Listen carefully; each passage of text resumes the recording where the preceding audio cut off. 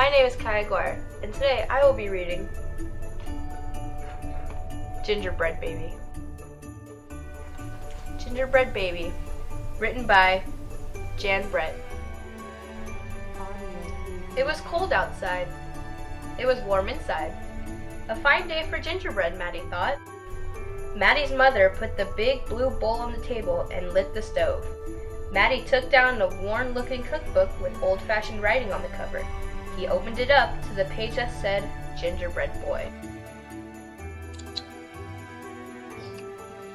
They measured and mixed. Maddie rolled the dough into the shape of a gingerbread boy and they popped him into the oven. Bake a full 8 minutes. No more, no less. Do not peek, the recipe said. Maddie listened to the clock. Tick, tock, tick, tock. 1 minute, 2 minutes, 3, 4, 5.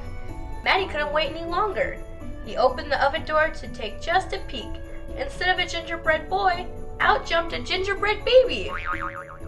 He pranced around the big blue bowl. I am the gingerbread baby, fresh from the pan. If you want me, catch me if you can. Maddie's mother reached for the gingerbread baby to put him back in the oven, but he ran all around the kitchen.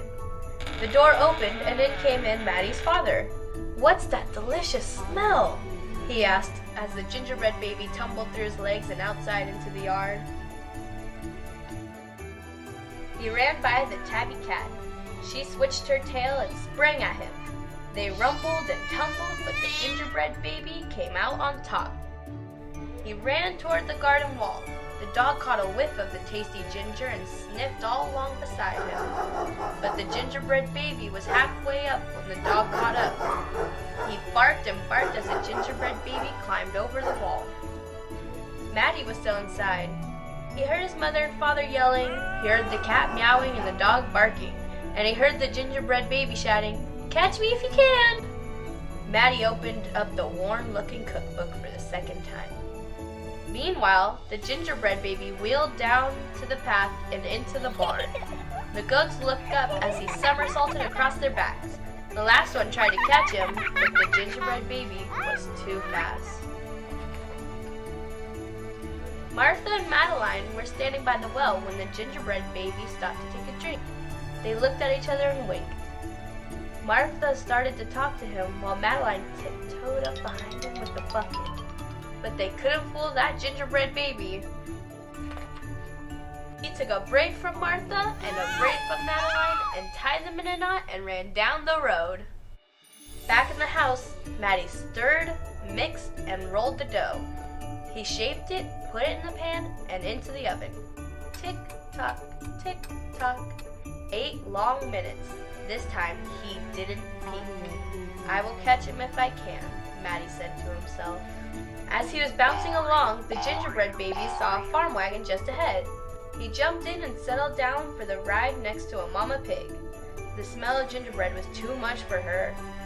She tossed him high in the air, closed her eyes, and opened her mouth.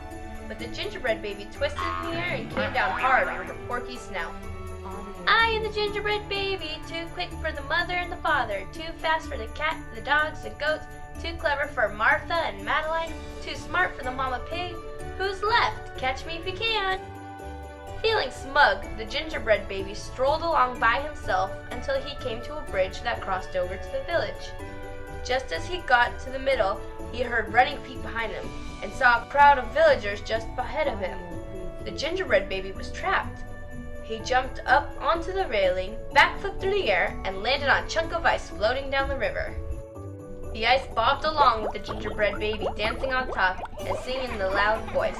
Look at me, and what do you see? The best gingerbread baby ever! Until his feet got cold and he jumped ashore. Who was watching from the trees? It was the fox. He crept up behind the gingerbread baby, ready to eat him up. But the fox couldn't help himself, and he licked his chops.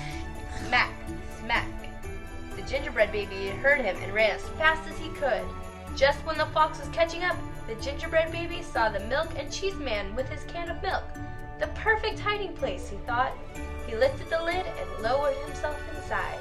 He was so pleased that he sang at the top of his gingerbread voice, "Ha ha! hee hee, you'll never find me. I am the gingerbread baby. Catch me if you can. The milk and cheese man heard the gingerbread baby's voice. Who's meddling with my milk? He shouted as he lifted the lid, but the gingerbread baby was ready. He jumped up and tweaked his nose. I got this milk from the milk and cheese man too, and it's really good. Now, the milk and cheese man, the fox, the villagers, the mama pig, Martha and Madeline, the belting goats, the barking dog, the meowing cat, the father and mother were all after the gingerbread baby and getting closer, and he knew it. The brash baby was not as peppy and proud as he has been. He sniffed a familiar smell and followed his nose into the woods. He couldn't believe what he saw. There, in the middle of a clearing, was a gingerbread house frosted with sugar, covered with candy, and doors with peppermint handles open wide. The gingerbread baby clapped his hands with glee and he ran inside. In a tick-tock-tick, everyone arrived at the clearing, but all they found were a few bits of frosting, a peppermint candy, and some crumbs. The father exclaimed, "The gingerbread baby has finally met his match." "I wonder who it was," the mother said. "Let's go home and tell Maddie." "Hello, Maddie," his father said when they got home. "We never did catch that gingerbread baby. All we found were some crumbs in the snow." "I see you have been busy," his mother said, looking at the gingerbread house Maddie was holding. "Too bad we never caught that gingerbread baby." "Too bad," said Maddie. Only Maddie could hear the tiny voice from inside the gingerbread house. "I am the little gingerbread baby, lucky as can be living in a house that Maddie made for me." The end. Well, I know I really like gingerbread, but I think these cookies are a lot better. Thanks for joining me in this reading of The Gingerbread Baby. We hope to see you again.